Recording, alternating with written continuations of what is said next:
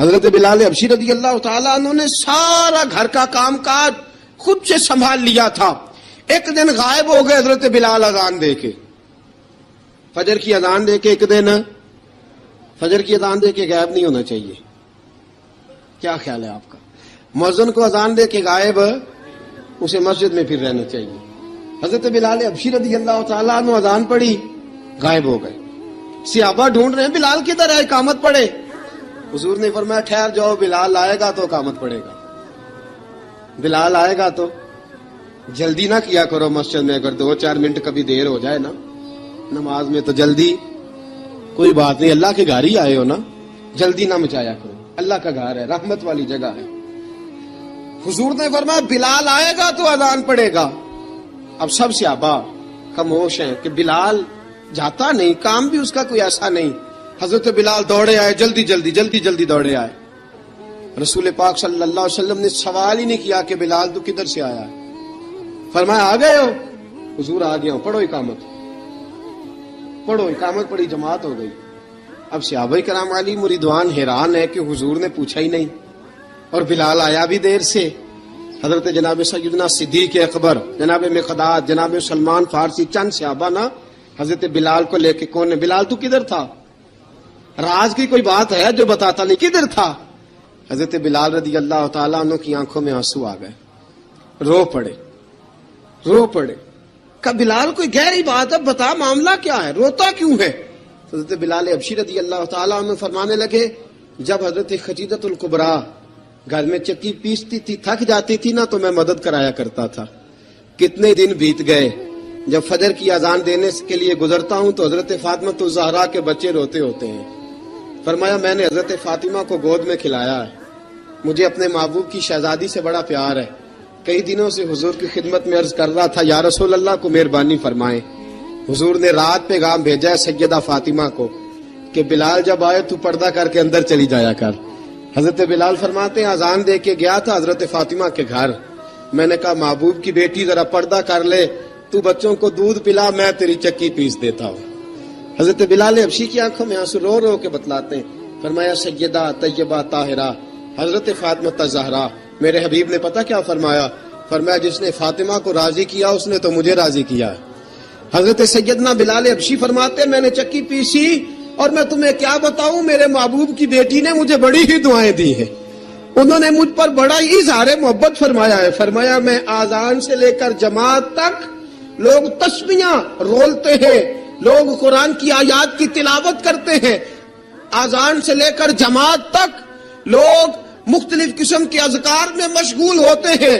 فرمایا میرا ذکر سنو, میری تلاوت سنو, میرا وظیفہ سنو, میں آذان سے لے کر جماعت تک محمد عربی کی بیٹی کی خدمت کرنے چلا جاتا ہوں. رسول پاک صلی اللہ علیہ وسلم کی شہزادی کی چکی پیس کے آیا.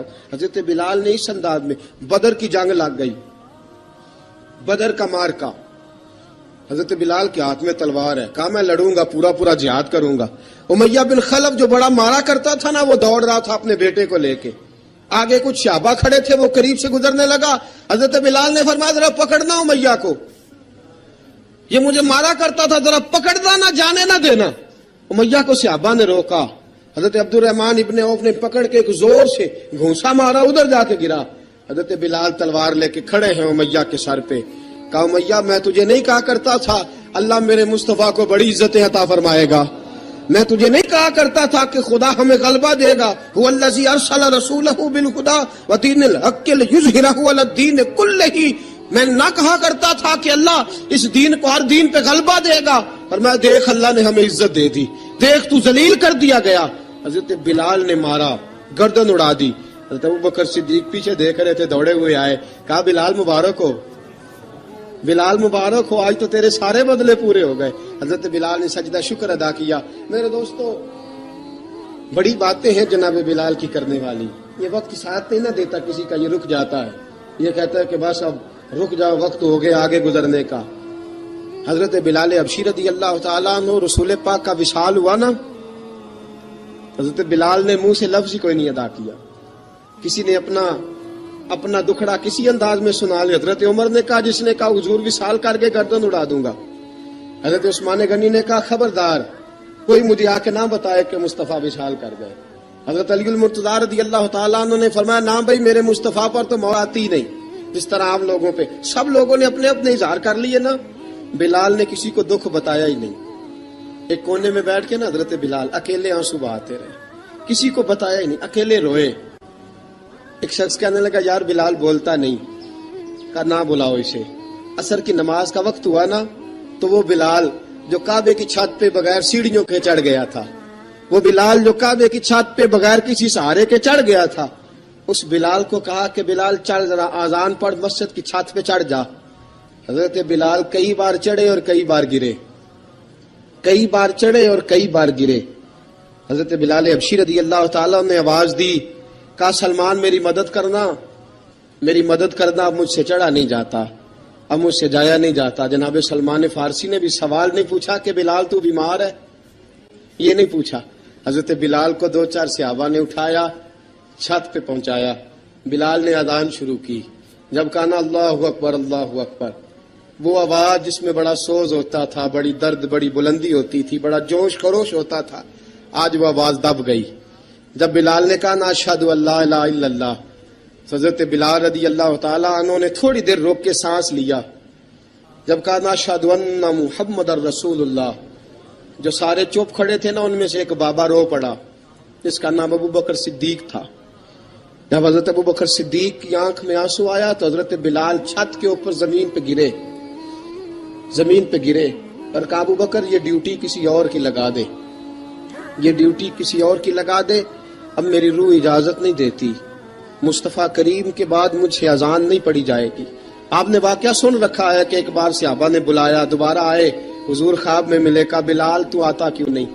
بلال چھوڑ کے چلے گئے تھے, فرمایا اب میرا یہاں دل نہیں لگتا. ملک شام کے شہر حلب میں چلے گئے تھے, چھوڑ دیا تھا مدینہ منورہ, اب میری نگاہوں میں جچتا نہیں کوئی, جیسے میرے محبوب ہیں ایسا نہیں کوئی.